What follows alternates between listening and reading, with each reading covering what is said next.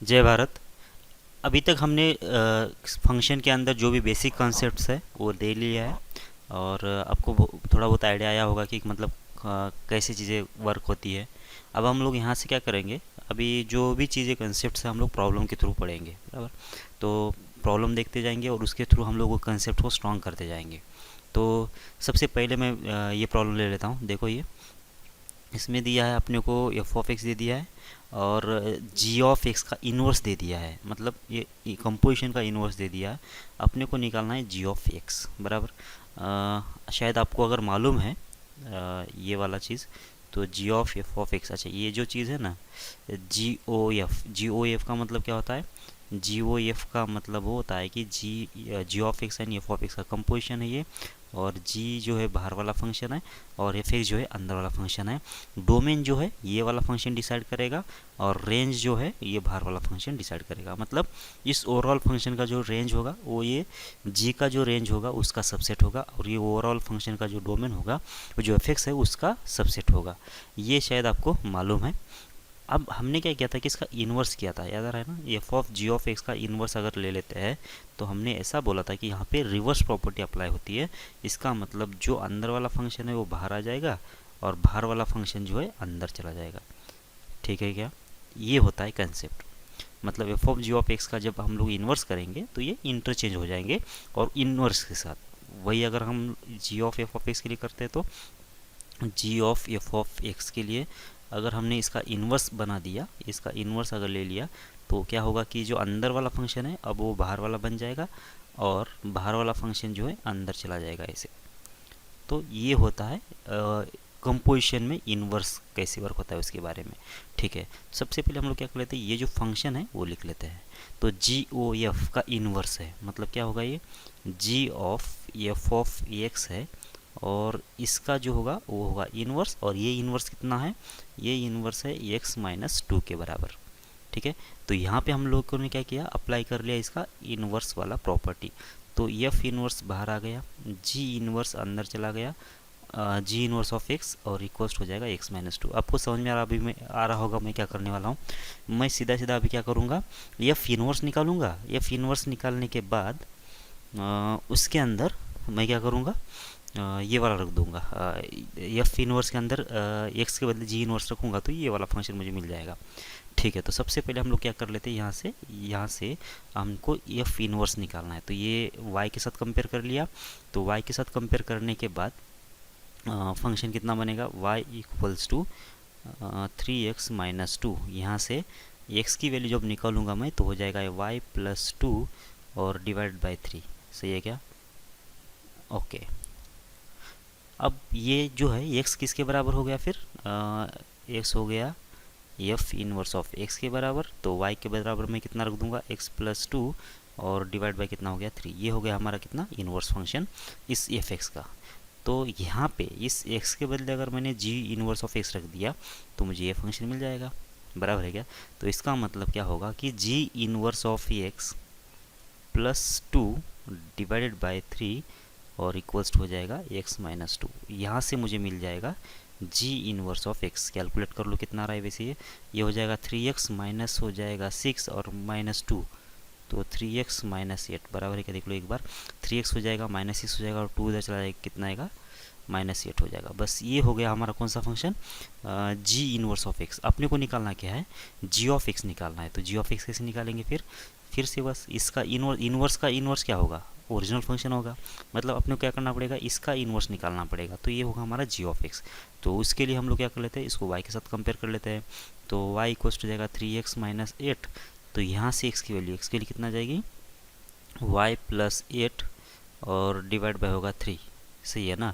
तो इसका मतलब अगर मुझे एफ इनवर्स ऑफ x निकालना है तो ये हो जाए कितना, x प्लस 8 डिवाइड बाय होगा 3।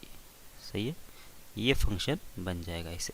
अच्छा, ये एफ इनवर्स नहीं है, ये क्या है, जी इनवर्स ऑफ एक्स है। सॉरी ये क्या है, जी ऑफ एक्स है। ठीक है ना? तो इसका मतलब जी ऑफ एक्स कितना होगा, एक्स प्लस 8 डिवाइड बाई 3, ये हो जाना चाहिए। ओके, सेकेंड प्रॉब्लम देख लेते हैं। ये प्रॉब्लम को सॉल्व कर देना है अभी, मतलब ये जो इक्वेशन है उसको सॉल्व कर देना है। इधर क्या लिखा है, X square minus X plus 1 लिखा हुआ है और यहाँ पे 1/2 plus under root of X minus 3/4 लिखा हुआ है। एक्स की वैल्यू कितना है, 3/4 से ज़्यादा है। तो एक्स की वैल्यू 3/4 से ज़्यादा इसलिए लिखा है कि इस डोमेन को सेटिस्फाइड करे। ठीक है, तो सॉल्व करने के लिए क्या करना पड़ेगा आपको, आपको सॉल्व करने के लिए इस 1/2 को इधर लेके आना पड़ेगा और स्क्वायर रूट को उड़ाना है तो स्क्वेयरिंग करना पड़ेगा। लेकिन ये जो मेथड होगा जब इसका स्क्वायर करेंगे तो यहाँ पे अगर डिग्री 2 है तो जब स्क्वायर करें तो डिग्री 4 में कन्वर्ट हो जाएगा ये, तो और थोड़ा लंबा पड़ेगा। तो और कुछ अगर सोचते हैं हम लोग इसके बारे में तो ये सोचना है कि अगर मुझे इधर एक स्क्वायर लिखा हुआ है और इधर अगर स्क्वायर रूट लिखा हुआ है तो शायद ऐसा हो सकता है कि स्क्वायर का जो इन्वर्स होगा क्या होगा, स्क्वायर रूट होगा ना। तो इसका मतलब इसका शायद ये इन्वर्स बन सकता है, ये वाला फंक्शन, बराबर क्या। तो इसके लिए मैं पहले चेक कर लेता हूँ, अगर इन्वर्स के लिए अगर चेक कर लेता हूँ और अगर ये इसका इन्वर्स बन जाता है तो ये बहुत ही आसानी से हमको इसको सॉल्व करने के लिए आएगा। तो सबसे पहले क्या कर लेते हैं हम लोग, ये इधर जो फंक्शन लिखा है X square minus X plus 1, इसका हम लोग इन्वर्स निकाल लेते हैं। इन्वर्स कैसे निकालते हैं, दो तरीके हैं। क्या करेंगे, एक तो इसको कंप्लीट स्क्वायर करेंगे और एक्स की वैल्यू निकालेंगे, एक्स मतलब सबको इधर ट्रांसफर करके एक्स की वैल्यू निकालेंगे, या फिर क्वाड्रेटिक बना लो और वहाँ से एक्स के लिए रूट निकालो। तो कौन सा भी एक मेथड लगा दो तो भी काम चल जाएगा। तो मैं डायरेक्ट क्या कर लेता हूँ, इसको कंप्लीट स्क्वायर कर लेता हूँ, ये ईजी पड़ेगा वैसे। तो एक्स माइनस 1/2 का स्क्वायर कितना होगा, x square minus X plus 1/4। यहाँ पे प्लस 1/4 नहीं था, बराबर। तो मुझे क्या करना पड़ा, प्लस 1/4 ऐड करना पड़ा, प्लस 1/4 माइनस करना पड़ा। इनको तो मैंने यूज़ कर लिया, बराबर है क्या। तो 1 माइनस 1/4 कितना आ जाएगा ये, तो ये आ जाएगा शायद ये y के बराबर है, ये बन जाएगा माइनस कितना +4 और -1 तो हो जाएगा कितना 3/4 ऐसा होगा। तो यहाँ से मैं x की वैल्यू निकालूंगा तो कितना आ जाएगा देख लो, ये x की वैल्यू आ जाएगी 1/2 प्लस और माइनस अंडर रूट ऑफ हो जाएगा y माइनस 3/4। क्या समझ में आ रहा है, पहले 3/4 को इधर भेज दिया तो y माइनस 3/4 होगा, स्क्वायर रूट ले लिया तो प्लस और माइनस, और ये 1/2 जो होगा प्लस में आ जाएगा। तो ये वाला फंक्शन बन गया इसका इन्वर्स, बराबर है क्या। अगर मुझे क्या निकालना है कि इसको अगर मैं f इन्वर्स बोल दूँ तो क्या होगा, ये 1/2 होगा प्लस और माइनस हो जाएगा under root of x minus 3/4। मतलब ये जो फंक्शन है इसका ये जो फंक्शन है इस वाले का इन्वर्स है। तो इन्वर्स अगर होता है तो हमने पहले ही बोल दिया, इन्वर्स फंक्शन जो होते हैं अगर कंटिन्यूस फंक्शन होता है तो ये होते हैं y इक्वल्स टू एक्स के साथ, y इक्वल्स टू एक्स इस लाइन के साथ मिरर इमेजेस होते हैं, बराबर है क्या ये भी बात, y इक्वल्स टू एक्स के साथ मिरर इमेजेस होते हैं। मतलब अगर ये ग्राफ अगर इसका है, ये है y इक्वल्स टू fx का, तो दूसरा जो होना चाहिए कौन सा, अगर इसका मुझे इन्वर्स निकाल देना है तो इन्वर्स कैसे होगा, बस इसी पॉइंट से पास होगा और ऐसे होगा नीचे से। मतलब ये कट कहाँ पे करेंगे, y इक्वल्स टू एक्स इस लाइन पे कट करेंगे, y इक्वल्स टू एक्स इस लाइन पे करेंगे। तो इसका मतलब अगर मुझे इसके करस्पॉन्डिंग अगर x की वैल्यू निकालना है, इसके करस्पॉन्डिंग अगर x की वैल्यू निकाल देना है तो मैं इन दोनों को सॉल्व करूं, मतलब एफ एक्स और एफ इनवर्स ऑफ एक्स को सॉल्व कर दूं, या फिर क्या करूं, एफ एक्स को और Y cos two X solve कर दूं, तो भी वही पॉइंट आएगा ना। मतलब इस ग्राफ को और इस लाइन को सॉल्व कर दूं, या फिर इस ग्राफ को और इस ग्राफ को सॉल्व कर दूं, या फिर ये नीचे वाला ग्राफ और इस लाइन को सॉल्व कर दूं, सभी से क्या आएगा, मुझे इसी का एक्स कोऑर्डिनेट ही आएगा। तो इसका मतलब ये हुआ कि अब मैं इसको इग्नोर मार के अगर मैं यहाँ पे x लिख लेता हूँ तो भी क्या होगा कि इसका जो सोल्यूशन आएगा और इस इक्वेशन का सोल्यूशन आएगा वो सेम ही आएगा। तो अब तो ये बहुत इजी हो गया फिर प्रॉब्लम। तो कितना होगा, x square minus X plus होगा 1 और इक्वस्ट हो जाएगा x। तो इसको इधर लेके आए, x square minus 2x plus होगा 1 और इक्वस टू 0। ये क्या है, ये है x माइनस 1 इसका स्क्वायर और इक्वस्ट होगा 0। तो x की वैल्यू कितना आ जाएगी, x की वैल्यू आ जाएगी 1। ठीक है, x की वैल्यू कितना होगी, 1 होगी, और 1 जो है 3/4 से ज़्यादा है, मतलब ये इसका सॉल्यूशन हो जाएगा। ठीक है, ओके, अगला प्रॉब्लम देख लेते हैं।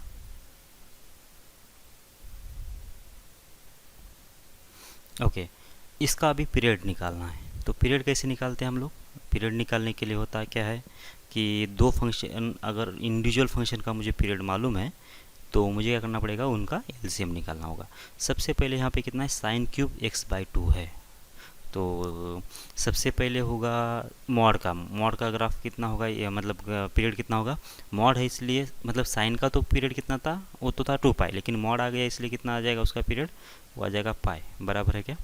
और इसके बाद क्यूब का तो कोई टेंशन नहीं है, लेकिन ये जो x के मल्टीपल में कितना नंबर है, 1/2 है, इसका मतलब उसको मुझे डिवाइड करना पड़ेगा। सही है क्या। तो ये हो गया कितना, 2π, ये किसका पीरियड हो गया, ये इस वाले फंक्शन का हो गया यहाँ से। अब दूसरा दूसरा कौन सा है, कॉस रेस टू 5 का तो कोई प्रॉब्लम नहीं है कैसे, क्योंकि ये ऑड ही है और यहाँ पे मॉड है, लेकिन मॉड का मतलब कितना आ जाएगा, पीरियड जो बन गया पाई बन गया, डिवाइडेड बाय एक्स का जो कोएफिशिएंट है कितना है 1/5, तो ये होगा इसका पीरियड कितना पाई 5 पाई बराबर क्या, तो ये हो गया साइन क्यूब x/2 का पीरियड, ये हो गया किसका कॉस रेस टू 5 x/5 का पीरियड। सही है ना। तो अब हमको क्या करना पड़ेगा, अगर मुझे इस फंक्शन का पीरियड निकालना है तो एलसीएम निकालना पड़ेगा इन दोनों का। सही है, तो ये 2 पाई का और 5 पाई का, इसका जब एलसीएम निकालेंगे तो हमको मिल जाएगा इसका कितना पीरियड इस पूरे फंक्शन का। तो कितना आ गया वैसे इसका एलसीएम आ जाएगा 10 पाई। ठीक है, तो बस ये 10 पाई इसका क्या होना चाहिए, पीरियड होना चाहिए। अच्छा, यहाँ पे हम लोग इससे छोटा पीरियड पॉसिबल है क्या, देख चेक करेंगे क्या, बिल्कुल चेक नहीं करेंगे, क्योंकि ये एक दूसरे के अंदर कन्वर्ट होने जैसे फंक्शन नहीं है, क्योंकि यहाँ पे इनका अगर आर्ग्यूमेंट ही अलग अलग है तो ये एक दूसरे के अंदर कन्वर्ट नहीं होंगे। तो इसका मतलब यही आंसर इसका होना चाहिए। ठीक है, समझ में आ रहा है। आगे बढ़ते हैं। ओके, एफ ऑफ एक्स जो है पीरियोडिक है और जी ऑफ एक्स जो है पॉलिनोमियल फंक्शन है, और F of G of X जो है ना ये कैसा है, ये पीरियोडिक फंक्शन है। ठीक है, एफ ऑफ एक्स पीरियोडिक है, जी जो है पॉलिनोमियल फंक्शन है, F of G of X periodic है। तो हमने क्या कौन सी केसेस देखा था वो पहले डिस्कस कर लेते हैं। F of G of X के बारे में, अगर अंदर वाला पीरियोडिक होता है, ये अगर पीरियोडिक है तो बाहर वाले को देखने की ज़रूरत ही नहीं है, बराबर क्या, पूरा फंक्शन जो होगा वो हो जाएगा पीरियोडिक। ये था पहला केस। ठीक है, और दूसरा केस क्या था, पहला और दूसरे केस में हमने क्वेश्चन डिसाइड किया था, ये बाहर वाला फंक्शन अगर नॉन पीरियोडिक होता है तो, और पीरियोडिक होता है तो, बराबर क्या, दोनों ही केसेस में पूरा फंक्शन कैसा होगा, पीरियोडिक होगा, इसमें कोई दिक्कत नहीं है। बराबर क्या, ये दोनों भी केसेस में, मतलब बाहर वाला फंक्शन पीरियोडिक आने दो या फिर नॉन पीरियोडिक आने दो, अंदर वाला फंक्शन पीरियोडिक आ गया मतलब फंक्शन जो होगा पीरियोडिक होगा।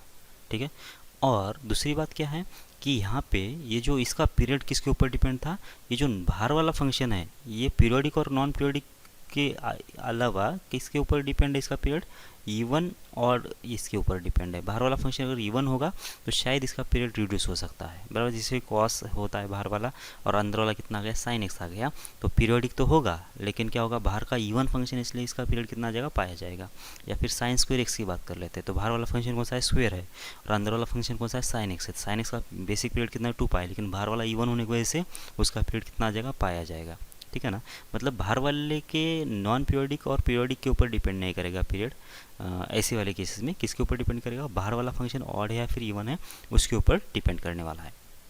ठीक है, अब दूसरी केस में क्या होगा, जब भी अंदर वाला फंक्शन अगर क्या होता है, अंदर वाला फंक्शन अगर बाहर वाला फंक्शन अगर क्या है, नॉन पीरियोडिक, ये पीरियोडिक है, बाहर वाला फंक्शन पीरियोडिक है और अंदर वाला फंक्शन कैसा है, नॉन पीरियोडिक है, बराबर।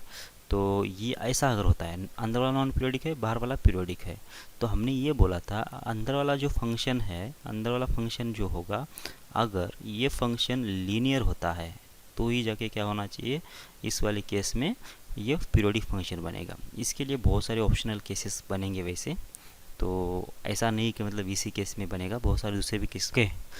तो अंदर वाला अगर नॉन पीरियोडिक है तो हमने क्या बोला था कि लीनियर ही होगा तो ही जाके पीरियोडिक बनेगा, लेकिन इसके लिए भी बहुत सारे ऑप्शनल केसेस है वैसे।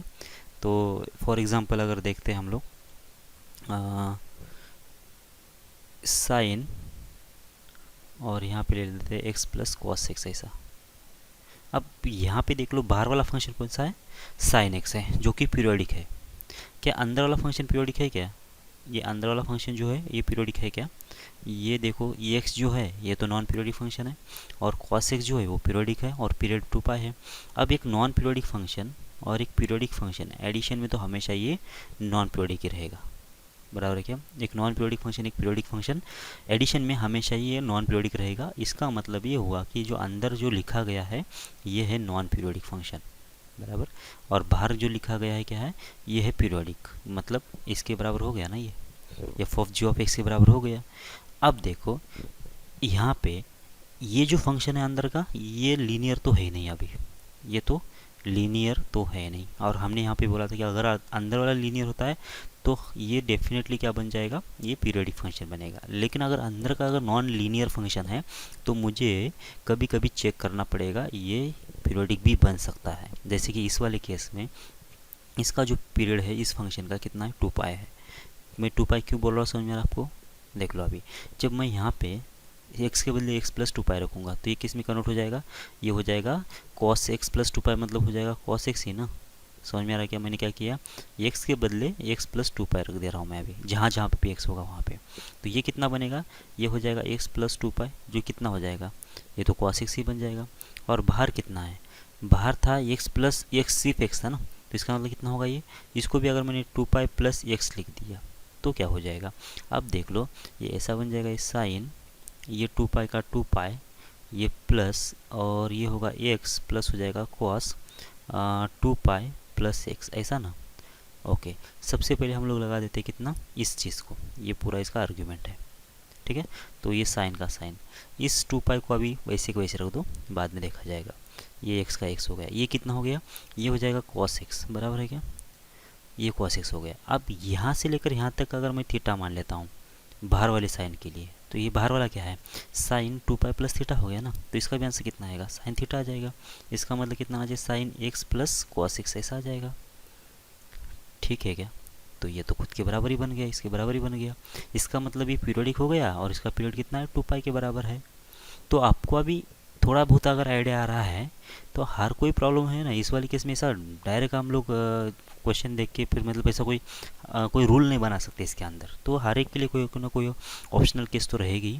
तो अपने को क्या करना पड़ेगा, अपने को प्रॉब्लम देख के डिसाइड करना पड़ेगा, ठीक है ना। लेकिन अगर अंदर वाला लीनियर अगर बोला है, अंदर वाला अगर लीनियर बोला है, बाहर वाला अगर क्या होता है, बाहर वाला अगर पीरियोडिक होता है, तो ये अंदर वाला अगर पॉलिनोमियल है, लीनियर के बदले अगर बोला जाता है कि पॉलिनोमियल है, तो ये अगर पॉलिनोमियल होगा अंदर का तो ये मस्ट है कि वो लीनियर ही हो। समझ में आ रहा है क्या, अंदर अगर पॉलिनोमियल फंक्शन बोला गया है तो ये यहाँ पे एक्स स्क्वायर एक्स क्यूब ऐसे फंक्शन होना ही नहीं चाहिए। अंदर क्या होना चाहिए, हमेशा ही लीनियर होना चाहिए, तब जाके ये जो फंक्शन होगा पूरा का पूरा क्या बनेगा, पीरियोडिक बनेगा। यहाँ पे देख लो, यहाँ पे नॉन पीरियोडिक तो था लेकिन अंदर वाला फंक्शन लीनियर भी नहीं था, ठीक है, लीनियर भी नहीं था। तो इसलिए मतलब इस वाले केस में शायद हो भी सकता है। लेकिन अगर पॉलिनोमियल बोलेगा अंदर वाला फंक्शन अगर पॉलिनोमियल होता है तो कोई भी फंक्शन, जैसे मान लेते साइन आ गया, यहाँ पे आ गया एक्स स्क्वायर, ये पीरियोडिक होगा ही नहीं क्योंकि अंदर वाला क्या है, पॉलिनोमियल टाइप का फंक्शन है और लीनियर नहीं है, ठीक है ना। तो ऐसे फंक्शन जो होंगे वो हमेशा ही नॉन पीरियोडिक होंगे। अगर अंदर वाला अगर पॉलिनोमियल नहीं है तो एक बार हम सोच लेते हैं कि ऐसे मतलब सोचना पड़ेगा, ठीक है। समझ में आ रही क्या समझ में आ रही है क्या बात ये। तो लास्ट में मैं इसे इतना ऐड कर देता हूँ कि अगर अंदर वाला फंक्शन पीरियोडिक तो बाहर वाला फंक्शन पीरियोडिक, या रहने दो या नहीं रहने दो, हमेशा पीरियोडिक रहेगा फंक्शन है। हाँ, पीरियड जो होगा डिपेंड करेगा कि बाहर वाला फंक्शन इवन है या और ऑड है, ठीक है। तो कभी कभी इवन में क्या होगा कि पीरियड रिड्यूस भी हो सकता है, ठीक है, उसके अंदर वाले फंक्शन से भी कम आ सकता है। ओके, दूसरी केस क्या थी, बाहर वाला फंक्शन अगर पीरियोडिक है, अंदर वाला अगर नॉन पीरियोडिक है, तो यहाँ पे हम लोग क्या करेंगे, 2 पार्ट में डिवाइड करेंगे। अंदर वाला फंक्शन अगर पॉलिनोमियल टाइप का है, अंदर वाला फंक्शन अगर पॉलिनोमियल टाइप का है तो वो हमेशा ही लीनियर टाइप का ही होना चाहिए, मतलब अंदर वाला लीनियर पॉलिनोमियल होना चाहिए, तब जाके ये पीरियोडिक बनेगा। ओके, ये तभी जाके फंक्शन पूरा फंक्शन क्या होगा, पीरियोडिक होगा। और अगर अंदर वाला फंक्शन पॉलिनोमियल है लेकिन लीनियर नहीं है, मतलब एक्स स्क्वायर है, एक्स क्यूब की टर्म अगर उसमें होती है, तो ये हमेशा ही non linear non periodic function बनेगा, ठीक है। ओके, और लास्ट वाली केस में अगर अंदर वाला फंक्शन अगर पॉलिनोमियल नहीं है, बाहर वाला फंक्शन कैसा है, पीरियोडिक है, अंदर वाला फंक्शन भी कैसा है, नॉन पीरियोडिक है लेकिन पॉलिनोमियल टाइप का नहीं है, कोई और टाइप का है, मतलब जैसे इस वाले में एक्स प्लस कॉस एक्स था, तो ऐसे वाली केस में हमको क्या करना पड़ेगा, चेक करना पड़ेगा। तो समझ में आ रहा है क्या, मैंने थोड़ा सा शायद रिपीट बोल दिया है। ओके, अब देख लेते हैं इस वाले फंक्शन को। यहाँ पे कितना बोला है कि f जो है पीरियोडिक है और g जो है पॉलिनोमियल है। यहाँ पे जैसे ही पॉलिनोमियल बोला उसने, क्या ये अंदर आ रहा है, क्या अंदर आ रहा है, इसका मतलब ये होना चाहिए लीनियर, तभी जाके फंक्शन क्या होगा, ये होगा पीरियोडिक। और उसने यहाँ पे 2 कंडीशन दे दिया, कौन से, ये g(2) एंड g(4). तो हम लोगों को क्या करना पड़ेगा, अगर g(x) लीनियर है तो उसका डेफिनेशन कैसा होगा, लीनियर फंक्शन होते कैसे हैं, कुछ ए एक्स प्लस बी टाइप के होते हैं, बराबर ना। ये ए एक्स प्लस बी टाइप का होगा। तो यहाँ पे तो दो कंडीशन दे दिया उसने, 2 की वैल्यू और 4 की वैल्यू।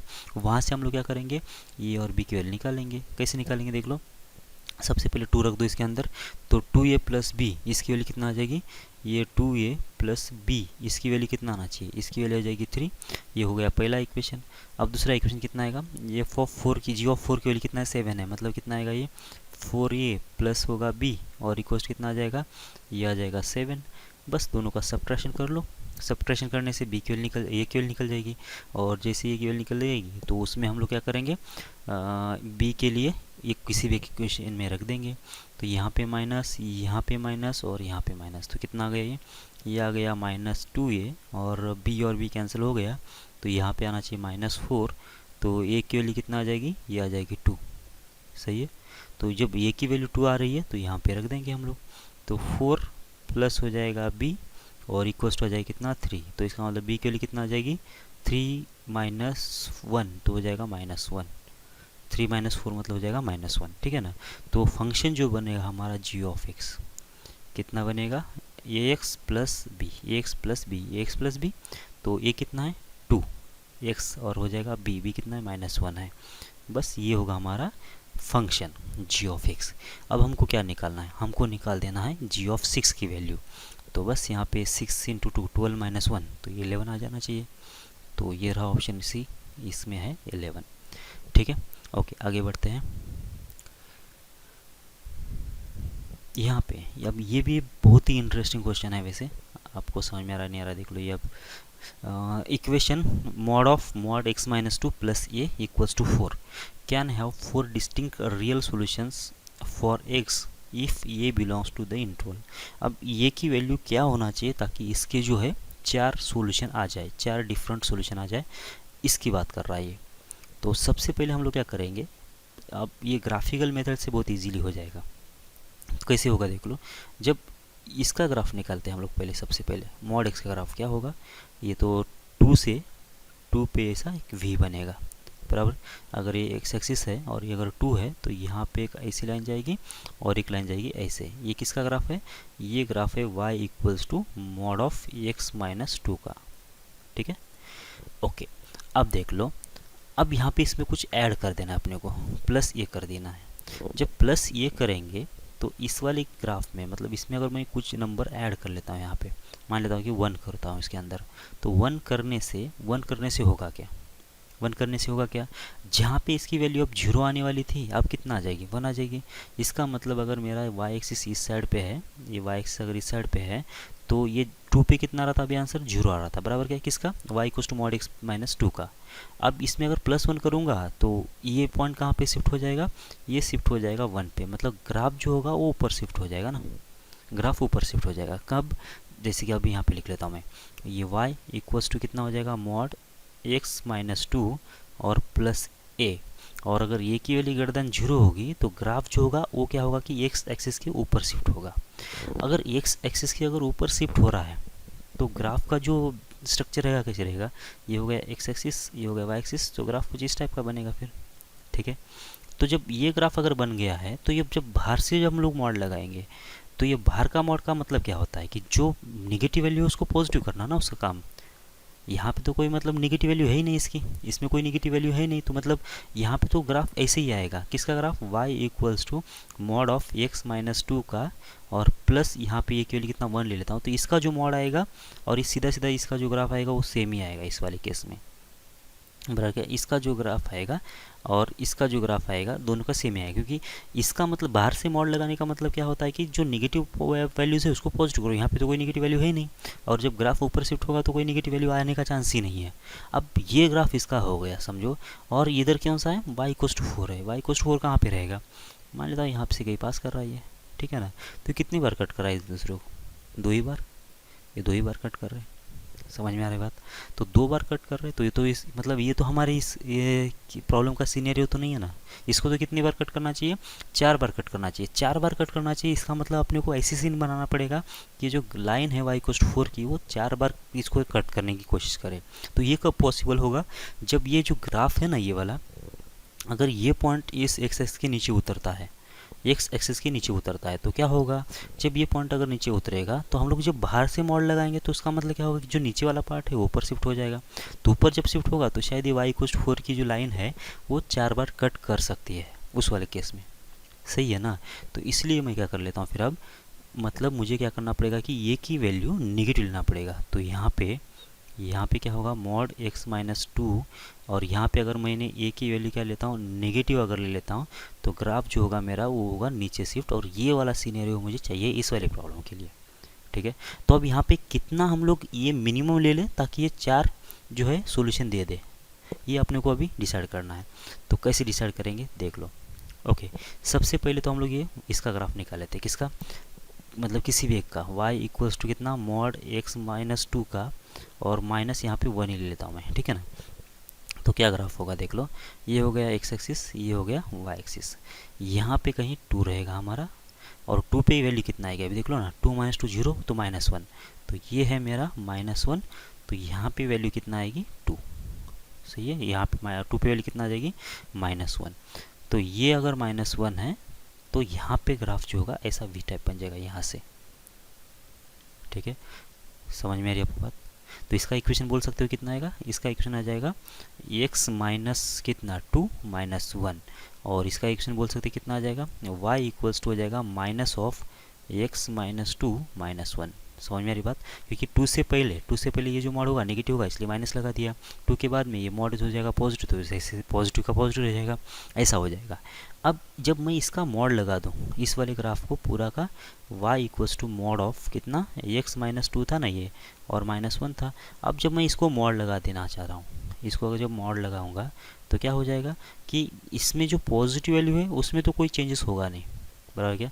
लेकिन जो नेगेटिव वैल्यू होंगे ना वो क्या होंगे, वो बन जाएंगे पॉजिटिव। नेगेटिव वैल्यू जो होंगे पॉजिटिव, पॉजिटिव कैसे होंगे, ये हो जाएगा एक्स एक्सिस के अंदर उसकी इमेज लेना पड़ेगा अपने को। सही है क्या। तो इसका मतलब मैं जब इसको पूरे का मॉड लगा रहा हूँ तो क्या चेंज होगा, इसमें कोई चेंज नहीं होगा। ये वाला ग्राफ जो है पॉजिटिव है तो इसका मतलब इसमें कुछ चेंज नहीं होगा, ये जैसे को वैसे यहाँ तक। यहाँ पे भी कुछ चेंजेस नहीं होगा, ये जैसे को वैसे रहेगा। लेकिन ये जो इस पॉइंट से लेकर इस पॉइंट के बीच की बात है वो कैसा है, ग्राफ एक्स एक्सिस के नीचे चला गया, मतलब नेगेटिव हो गया।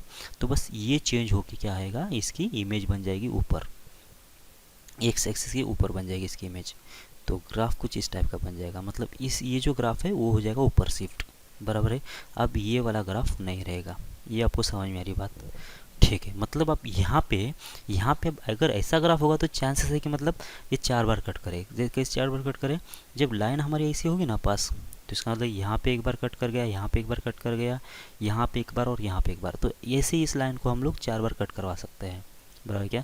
तो उसके लिए क्या जिम्मेदार रहेगा, तो ये जो पॉइंट है, ये पॉइंट जो है, मतलब ये अगर ये y इक्वल्स टू 4 की अगर लाइन है तो इसका मतलब ये पॉइंट जो होगा वो 4 से ऊपर होना चाहिए, ये 4 से ऊपर होना चाहिए। समझ में आ रही की बात। अभी के लिए कितना है ये 4 नहीं है, ये 4 नहीं है। क्यों नहीं है, क्योंकि इसमें कितना है, -1 अगर यहाँ पे लिखा है तो जब इसकी इमेज ले लूँगा मैं तो ये वाला पॉइंट कौन सा होगा, ये शायद कुछ 1 होगा, बराबर क्या। इधर कहाँ पे कट करेगा वो मुझे कोई आइडिया नहीं है, मैं इधर की बात नहीं कर रहा हूँ।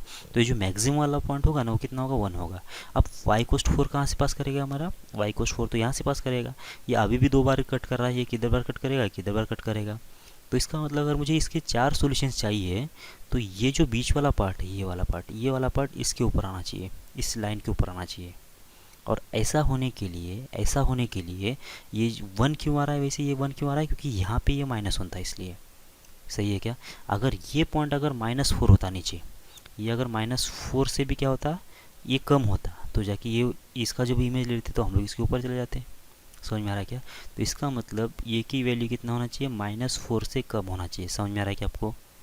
ये की वैल्यू जो होगी -4 से कम होगी, तब जाके ऐसा सिनेरियो बनेगा कि ये जो पॉइंट है ये इस लाइन से ऊपर आ जाएगा। ये कौन सी लाइन है, y कोस 4 की लाइन है, और इस लाइन से ऊपर आ जाएगा। इस लाइन से ऊपर आएगा तो क्या होगा कि ग्राफ जो होगा हमारा, मैं एक और ग्राफ बना लेता हूँ तो आपको थोड़ा क्लियर आइडिया आ जाएगा।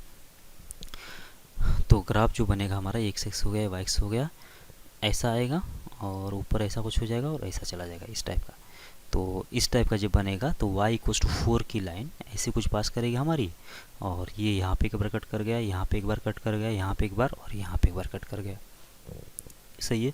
अगर ये पॉइंट अगर -4 से ऊपर होता है तो कितना, +4 से ऊपर होता है तो कितना भी होने दो अभी, 10 20 25 100 कितना भी, उसमें कोई दिक्कत नहीं है, बराबर क्या। तो इसका मतलब ये पॉइंट अगर 4 से ऊपर है तो ये आया कहाँ से है, इसका ग्राफ ऐसा था ओरिजिनली ना, ऐसा था ना, ये नीचे था ना ये ग्राफ, इसका मतलब इसकी इमेज हमने ऊपर लिया था, तो ये जो पॉइंट होना चाहिए कितना होना चाहिए, -4 से कम होना चाहिए, बराबर क्या। और ये वैल्यू कहाँ से आ रही है, ये वैल्यू आ रही है डायरेक्ट इस ए से, बराबर क्या। तो यहाँ से आ रही है, ये जो नंबर है ना वहाँ से आ रही है। तो ये नंबर कौन सा है यहाँ पे, ये के बराबर है। तो ये के बराबर अगर है तो ये के लिए कितना होना चाहिए, -4 से कम होना चाहिए, जो कि ये ऑप्शन में लिखा गया है। ठीक है, आपको आइडिया रहा होगा। अच्छा, इसी क्वेश्चन में अगर ये बोलता है कि सिर्फ 2 सॉल्यूशन चाहिए, ठीक है, तो ये की वैल्यू क्या होगी आपको बताना है। और अगर 3 सॉल्यूशन चाहिए तो ये की वैल्यू कितना होगी। और अगर मान लेता हूँ कितना है, नो सॉल्यूशन, मतलब एक भी सॉल्यूशन नहीं चाहिए, तो ए की वैल्यू कितना होगी। तो आपको ये वाला आंसर, ये वाला आंसर और ये वाले आंसर के लिए आपको सॉल्व करना है। ठीक है, मतलब नो सॉल्यूशन कब आएगा, ए की वैल्यू क्या रखने से आएगा, और क्या बोलते हैं उसको, 3 सॉल्यूशंस कब आएंगे और 2 सॉल्यूशंस कब आएंगे। एग्जैक्टली ऐसे ही सोचना है आपको, तो ये ग्राफिकल मेथड से इजी पड़ेगा। ठीक है, नेक्स्ट प्रॉब्लम की तरफ बढ़ते हैं।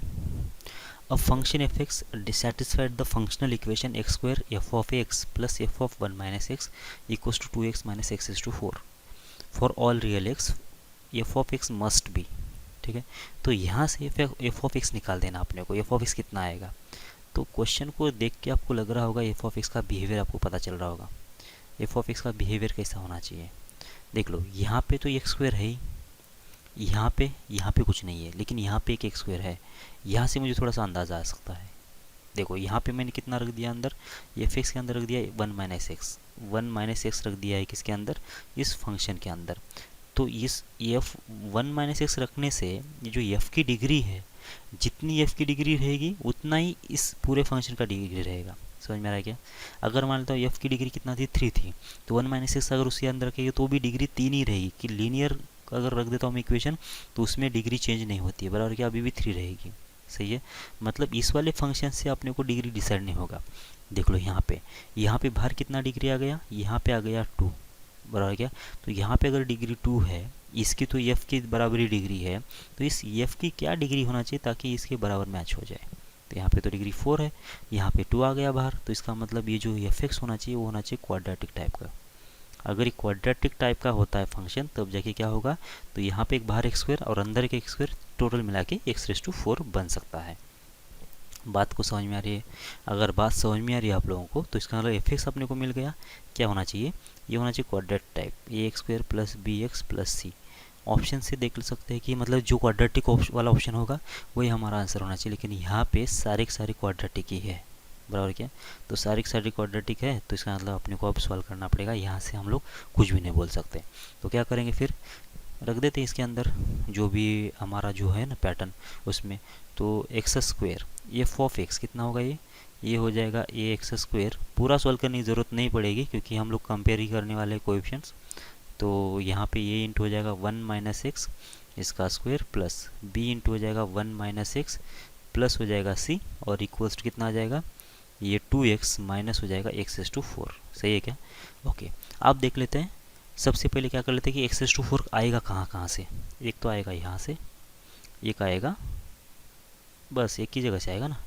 तो इसका मतलब ये की वैल्यू कितना हो गई, -1, सीधी सी बात है, क्योंकि ये x⁴ तो कहीं दूसरी जगह से आएगा ही नहीं, डायरेक्ट यहीं से आएगा। ओके, एक और बात, x³ कहाँ से आएगा, बस इधर से ही आएगा, बाकी दूसरा कोई ऑप्शन है ही नहीं x³ के लिए। इसका मतलब b की वैल्यू हो गई 0, b इसके अंदर नहीं आना चाहिए। तो ये हो गया नेगेटिव और b हो गया 0, बस एक ही ऑप्शन बच गया, ये वाला। ठीक है ना, तो यही ऑप्शन इसका करेक्ट होना चाहिए।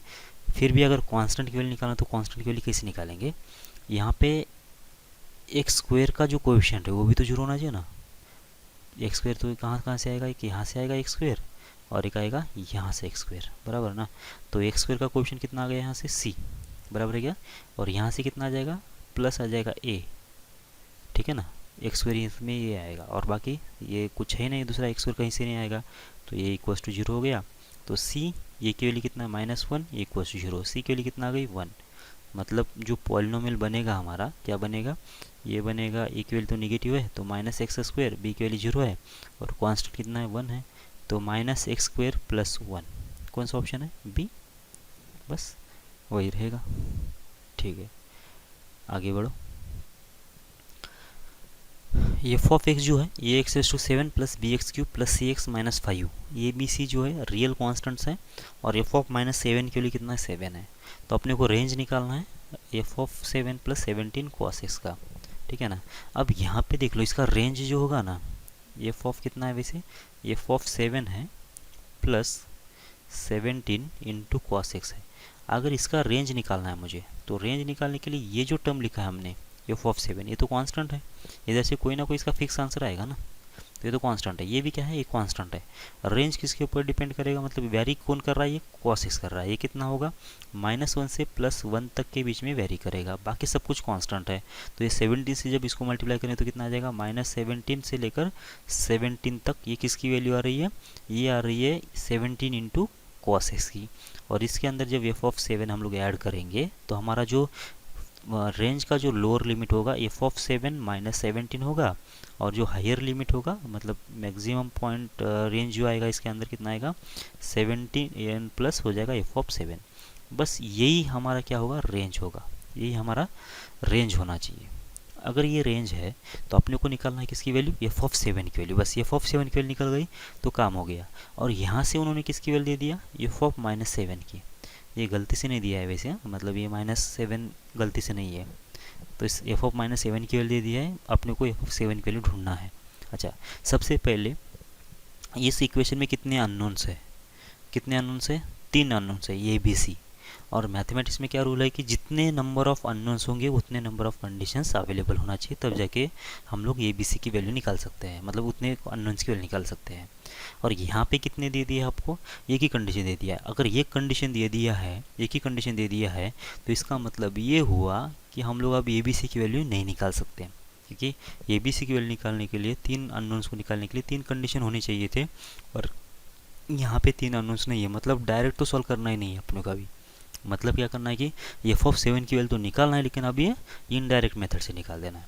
तो सबसे पहले आप चेक कर लो कि एफ ऑफ -7 की वैल्यू आ कितना रही है, तो कितना आ रही है देख लो, ये हो जाएगा -7 का पावर कितना 7, प्लस बी हो जाएगा -7 का पावर कितना हो जाएगा 3, और प्लस हो जाएगा सी ये -7 और कितना -5। ठीक है ना। इसकी वैल्यू कितना है, ये तो 7 के बराबर है। ओके, ये जो चलो कोई बात नहीं, इधर रख देते हैं इसे।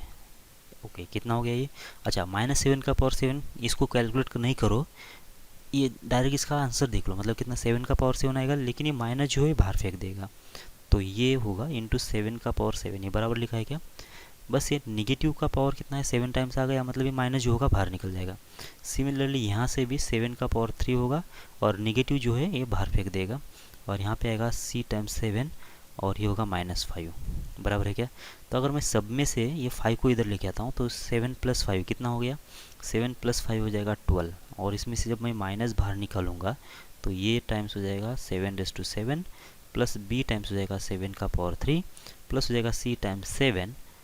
ओके, अब अगर मैं यहाँ से ये जो ऐसा बन गया, बराबर है क्या, ये किसके बराबर बन गया, ये बन गया 12 के बराबर।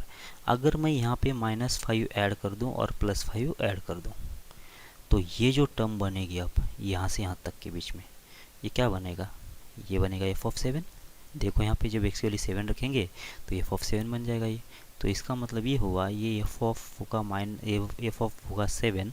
अब ये जो नेगेटिव टर्म है इसके साथ मल्टीप्लाई कर ले तो ये कितना आ जाएगा -5, तो ये माइनस एफ ऑफ 7 इसको इधर भेज देंगे और 12 को इधर भेज देंगे, तो यहाँ से मुझे क्या मिल जाएगा, एफ ऑफ 7 की वैल्यू मिल जाएगी। तो एफ ऑफ 7 जो होगा वो बन जाएगा -12 -5, कितना हो गया ये, माइनस हो जाएगा 17, ठीक है, माइनस हो जाएगा 17 बस। तो एफ ऑफ 7 निकल गया है, तो यहाँ पे रख देंगे हम लोग, यहाँ पे और यहाँ पे कितना आ रहा है -17 -17 कितना आ जाएगा -34, ठीक है, और -17 + 17 कितना आ जाएगा 0, तो ये होगा इसका रेंज -34 से लेकर 0 तक, तो ये ऑप्शन हो जाएगा। ठीक है, ओके, आगे बढ़ते हैं।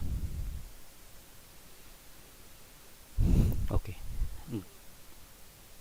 Graph of y minus x against y plus x is shown in the figure. ये जो फिगर दिख रहा है उसके अंदर ये जो है, जो y एक्सिस के बराबर कैसा है, y माइनस एक्स एक्सिस है, और एक्स एक्सिस के बदले कितना है, मतलब हॉरिजॉन्टल जो एक्सिस है वो है कैसा, y प्लस एक्स एक्सिस है। जो वर्टिकल एक्सिस है कौन सा है, y माइनस एक्स है, और उसके बीच में ग्राफ कुछ इस टाइप का है। अगर इस एक्सिस के हिसाब से देखा जाए तो इस लाइन का जो स्लोप होगा ना, ये होगा 1 से ज़्यादा। समझ में आ रहा है आपको कैसे? ये थोड़ा लाइन किसकी तरफ झुका हुआ है, इस y एक्सिस की तरफ झुका हुआ है, मतलब इस एक्सिस y माइनस एक्स की तरफ झुका हुआ है। मैं जो ये स्लोप बोल रहा हूँ, ये x एंड y के रेस्पेक्ट में नहीं बोल रहा हूँ, मैं किसके रेस्पेक्ट में बोल रहा हूँ, ये y plus x versus y minus x के रेस्पेक्ट में बोल रहा हूँ। मतलब इस एक्सिस को मैंने x मान लिया, इसको y मान लिया, तब जाके जो ग्राफ है अगर ये ज़्यादा खींचा हुआ है किसकी तरफ, y माइनस एक्स की तरफ, तो इसका मतलब इसका जो स्लोप आना चाहिए वो 1 से ज़्यादा आना चाहिए। समझ में आ रही है आपको बात? ओके, तो हम क्या करेंगे, तरीके तो 2-3 हैं वैसे सॉल्व करने के। मैं डिफरेंशियल इक्वेशन से जा सकता हूँ मैं, या फिर डायरेक्ट स्लोप से भी जा सकते हैं हम लोग। तो ठीक है, तो इस लाइन का स्लोप देखो, ये चीज़ मैं मतलब पहले आपको ये क्लियर करवा दूँ। तो अगर ये एक्स एक्स है और वाई एक्सिस है और कोई भी एक स्ट्रेट लाइन है ये, मतलब ओरिजिन से पास करने वाली, तो इस लाइन का स्लोप कैसे होगा, इसके ऊपर का कोई सा ही पॉइंट ले लेता हूँ मैं, एक्स वाई, कोई भी पॉइंट होगा ना एक्स वाई, तो इसका जो स्लोप होगा इसका y डिवाइड बाई एक्स होता है, बराबर है क्या? मतलब y को इससे डिवाइड कर लो। क्यों? क्योंकि ये तो 0,0 है ना, तो y minus zero divide by x minus zero, मतलब ये जीरो लिखने का वो मतलब नहीं है। तो इसका मतलब ओरिजिन से लाइन पास करती है, उसका जो स्लोप होता है उस लाइन के ऊपर का हर एक जो y कोऑर्डिनेट होगा डिवाइड बाई एक्स कोऑर्डिनेट जो होगा वही उसका स्लोप होता है। ये सीधी सी बात है। तो इसका मतलब इस लाइन के ऊपर का हर एक कोऑर्डिनेट कैसा रहेगा, y X by X Y नहीं रहेगा। एक्स वाई तो किस वाले केस में रहेगा, जब ये एक्सिस एक्स होगा और ये एक्सिस वाई होगा तो जाके ऐसा होगा। लेकिन यहाँ पे जो एक्स एक्सिस है कौन सा है, मतलब हॉरिजॉन्टल एक्सिस है कौन सा है, वाई प्लस एक्स है, और यहाँ पे कौन सा है, वाई माइनस एक्स है। तो इसका मतलब इसका स्लोप जो होगा वो हो जाएगा वाई, मतलब कितना, Y minus X divide by होगा कितना, वाई प्लस एक्स, ये होगा। ये क्या होगा, इस एक्सिस के अंदर जो लाइन बनेगा उसका स्लोप होगा। ठीक है, अब ये जो स्लोप है, ये जो लाइन है वो किसकी तरफ झुकी हुई ज़्यादा, y माइनस एक्स की तरफ, मतलब वर्टिकल लाइन की तरफ ज़्यादा झुकी हुई है। इसका मतलब उसका स्लोप कितना होना चाहिए, 1 से ज़्यादा होना चाहिए। अगर ये 1 से ज़्यादा है, चलो पहले तो हम लोग क्या कर लेते हैं, अब ये जो लाइन है ये किसके रेस्पेक्ट में है, y minus X divide by Y plus X के रेस्पेक्ट में इसका स्लोप हो गया। मुझे किस में कन्वर्ट कर देना है, ऐसे y बाई एक्स में कन्वर्ट कर देना है। तो पहले y बाई एक्स में कन्वर्ट कर लो इसको, क्योंकि मुझे ये जो है ट्रांसफॉर्म करना है y minus X divide by Y plus X को y बाई एक्स के टर्म में। तो क्या करेंगे, मल्टीप्लाई कर देंगे इसको सीधा सीधा। तो होगा ये y minus X equals to कितना हो गया, y इंटू एम प्लस हो जाएगा x टाइम्स एम होगा। तो यहाँ पे y दिख रहा है मुझे, यहाँ पे y दिख रहा है, यहाँ पे x दिख रहा है और यहाँ पे x दिख रहा है। तो y को जब कॉमन ले लिया हमने तो 1 माइनस एम होगा, और इक्वल्स हो जाएगा, यहाँ से जब x को कॉमन ले लिया तो ये होगा 1 प्लस एम। ठीक है, तो y डिवाइडेड बाई एक्स कितना हो गया, ये हो गया 1 plus M divided by 1 minus M. सही है, ये ऐसा बन गया। इसका मतलब y बाई एक्स में जब आएगा ये लाइन, जब y minus X divide by Y plus X के रेस्पेक्ट में, तो ऐसा था। जब ये मतलब एक्स एंड वाई के टर्म में आएगा तो उसका जो स्लोप बनेगा ना, इस टाइप का बनेगा, इस टाइप का। ठीक है ना, 1 plus M divide by 1 minus M. तो ये जो स्लोप की वैल्यू है अब कितना है वो मुझे डिसाइड करना पड़ेगा। कितना है, 1 है, 1 से ज़्यादा है, 1 से कम है। मतलब ये ऑप्शन में अगर देखोगे ना तो इसका जो स्लोप है, इसका स्लोप तो नेगेटिव दिख रहा है मुझे, इसका भी स्लोप नेगेटिव दिख रहा है, इसका स्लोप पॉजिटिव है और इसका स्लोप पॉजिटिव है, बराबर। मतलब नेगेटिव पॉजिटिव भी अगर पता चल जाता है तो भी मुझे काम हो जाएगा। लेकिन नेगेटिव पॉजिटिव पता होने के बाद भी ये जो लाइन है ना, ये मोर किसके तरफ है, एक्स एक्सिस की तरफ है। इसका मतलब इसका जो स्लोप होगा वो तो 1 से कम होना चाहिए, क्योंकि 1 तो एग्जैक्टली इसके बीचों बीच से पास करेगा। ये इसका स्लोप 1 होता है, और इसके नीचे जो लाइन होती है उससे उसका स्लोप हो जाएगा 1 से कम, और इसके ऊपर जो लाइन होगी उसका स्लोप होगा 1 से ज़्यादा। तो ये लाइन ज़्यादा क्लोज दिख रही है मुझे एक्स एक्स से, इसलिए मैं ऐसा बोल रहा हूँ कि इसका स्लोप जो होगा 1 से कम होगा। और यहाँ पे ये लाइन वाई एक्सिस की तरफ ज़्यादा खींची हुई है, इसका मतलब इसका स्लोप कितना आ जाएगा, 1 से ज़्यादा आएगा। तो अब ये अगर वैल्यू पॉजिटिव होती है तो ये 1 से ज़्यादा या 1 से कम है वो डिसाइड करेंगे हम लोग, तो उससे ये और भी ऑप्शन हो जाएगा। अगर ये वैल्यू निगेटिव होती है तो उसके लिए भी 2 ऑप्शन है, क्या ये एक्स एक्सिस के नज़दीक है या फिर वाई एक्सिस के नज़दीक है, वो देखना पड़ेगा अपने को। तो पहले तो डिसाइड कर लो तो ये वैल्यू निगेटिव है या पॉजिटिव है। और यहाँ पे एम की वैल्यू कितना हो थी, एम की वैल्यू ग्रेटर देन 1 थी, बराबर है क्या, एम की वैल्यू 1 से ज़्यादा है। जब एम की वैल्यू 1 से ज़्यादा होगा तो ये 1 प्लस एम कितना होगा, ये 2 से ज़्यादा होगा, 2 प्लस वैल्यू होगा। नीचे 1 माइनस कितना, 1 से ज़्यादा, तो ये तो निगेटिव में बन जाएगा कुछ, बराबर। तो निगेटिव आ गया मतलब ये ऑप्शन चला गया और बी ऑप्शन चला गया, क्योंकि निगेटिव स्लोप आ रहा है। तो बच गया अभी सी और डी ऑप्शन बच गए। अब ये वैल्यू कितना है वो देख लेते हैं। अब ऊपर में जब एम की वैल्यू अगर मान लेता हूँ मैंने 10 ले लिया, तो ऊपर कितना आ जाएगा, वो तो आएगा 11। नीचे कितना आएगा, ये तो आ जाएगा -9। तो ये जो वैल्यू आएगी ये कितना आएगी, -1 पॉइंट समथिंग आएगी, ठीक है, -1 पॉइंट समथिंग। इसका मतलब कितना आ रहा है कि -1 मतलब -1 से भी ये कम है, ठीक है। तो आप देख लेते हैं इसका सीन कैसा रहेगा। अब ये होगा वाई एक्सिस, ये एक्स एक्स और वाई एक्सिस। जब ये लाइन इसके बीचों बीच से पास करेगा, यहाँ से जब बीचों बीच से पास करेगा तो इसका तो स्लोप हो जाएगा -1, ठीक है। तो जब ये लाइन इसके नीचे से पास करेगा, अब दूसरी लाइन जो है इसके नीचे से जो पास करेगा, तो इसका स्लोप कितना होना चाहिए इस लाइन का, तो इसका स्लोप होना चाहिए कितना, ये जब इसके ऊपर होगा और इसके नीचे होगा तो इसका स्लोप लाई करेगा -1 से लेकर 0 के बीच में। -1 को भी मैं क्लोज ओपन कर देता हूँ क्योंकि इसके नीचे जाना है, इसके ऊपर जाना है, सही है क्या। और जब इसके ऊपर लाइन होगी और इसके बीच में होगी तो इसका मतलब इसका स्लोप जो होगा ज़्यादा मतलब और भी कम होगा, मतलब कितना होगा, -∞ से लेकर -1 के बीच में होगा। जब ये वर्टिकल लाइन होगी तो -1 होगा ना, -2 का स्लोप, -2 के स्लोप की लाइन कैसी होगी, इस टाइप की होगी, -3 की और भी इसके ऊपर हो जाएगी, -2 की और भी इसके ऊपर होगी, सही है क्या। तो ये जो स्लोप बन रहा है कितना बन रहा है फिर, -1 से भी ज़्यादा बन गया। इसका मतलब डी ऑप्शन में कैसा, ये लाइन एक्सिस के नज़दीक है तो इसका स्लोप तो कितना होना चाहिए था, <0 होगा, लेकिन किसके बीच में होगा, -1 से 0 के बीच में होना चाहिए था। -1 को तो क्रॉस नहीं करेगा ये, बराबर क्या। हाँ, इस वाले केस में पॉसिबल है कि मतलब ये थोड़ा ऊपर दिख रहा है मुझे, तो इस वाले केस में पॉसिबल लग रहा है कि -1 पॉइंट समथिंग इसका स्लोप आ जाए। तो आंसर कितना होना चाहिए, सी ऑप्शन होना चाहिए, ठीक है। समझ में आ रही क्या आपको बात, ओके। और एक और तरीका था वैसे डिफरेंशियल इक्वेशन का, वो तो हम लोग आगे भी पढ़ेंगे एक बार। जय भारत, मिलते हैं।